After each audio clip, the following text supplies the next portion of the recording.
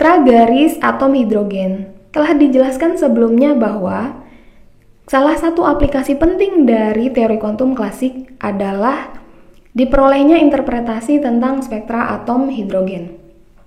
Di sini diawali dengan suatu percobaan. Gas hidrogen apabila dilewatkan suatu arus listrik, gas hidrogen tersebut akan mengalami disosiasi menjadi atom-atom hidrogen. Atom-atom hidrogen ini, elektron dalam atom tersebut dapat mengalami eksitasi jika elektron ini menyerap suatu energi, maka elektron tersebut akan berpindah ke tingkat energi yang lebih tinggi. Kemudian, elektron tersebut akan kembali lagi ke keadaan semula dengan mengemisikan suatu energi. Energi yang diemisikan tersebut muncul dalam bentuk spektrum emisi atom hidrogen.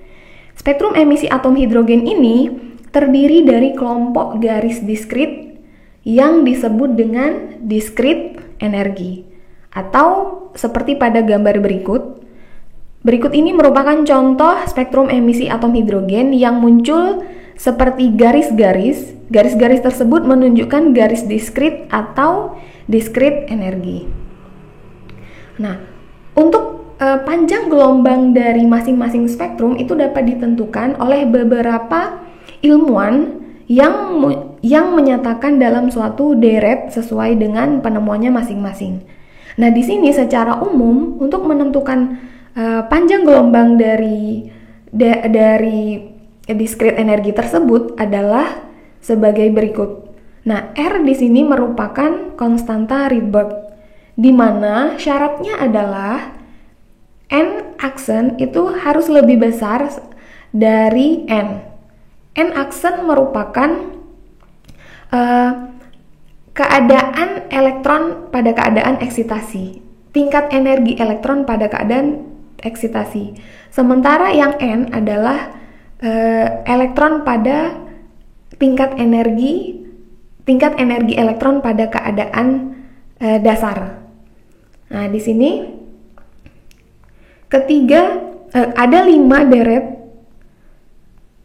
Yang pertama deret Lyman, di mana keadaan dasarnya adalah N sama dengan 1, yang artinya elektron akan kembali ke keadaan dasarnya pada orbit 1, pada tingkat energi 1.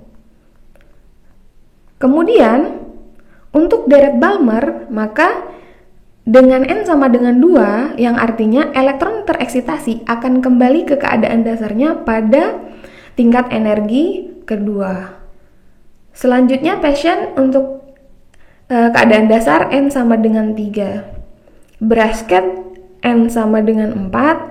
Dan Van N sama dengan 5. Dari masing-masing deret ini, ketika dihitung menggunakan persamaan sebelumnya, maka masing-masing deret akan muncul di daerah yang berbeda. Untuk deret Lyman akan muncul spektrum atom hidrogen pada daerah UV vis. Sementara untuk Balmer itu muncul spektrum atom hidrogen pada daerah visible, dan Paschen, Brasset, dan Van itu di daerah inframerah. Perbedaannya adalah untuk Paschen itu muncul di daerah inframerah dekat, Brasset itu sedang, dan Van itu di daerah inframerah jauh. Dari spektra atom hidrogen, Bohr menggabungkan teori kuantum dan fisika klasik menghasilkan 2 postulat. Postulat yang pertama, Bohr menjelaskan bahwa keadaan stasioner itu ada ketika energi elektron itu konstan, ditandai dengan orbit melingkar di sekitar inti. Jadi keadaan stasioner itu ditandai dengan orbit melingkar di sekitar inti.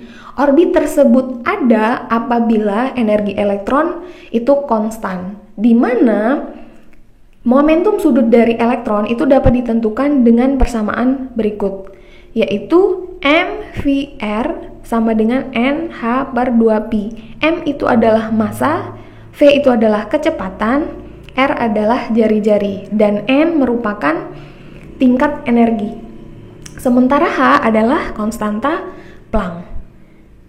Untuk postulat yang kedua, Bohr menyatakan bahwa energi diserap atau diemisikan hanya jika elektron itu berpindah dari satu keadaan ke keadaan lainnya, atau apabila elektron mengalami eksitasi, maka akan terjadi proses absorpsi atau emisi energi. Nah, besarnya perbedaan energi itu dihitung dengan cara energi pada keadaan eksitasi En2 dikurang dengan energi pada keadaan dasar, maka diperolehlah selisih energi dari yang diemisikan atau yang diserap tersebut.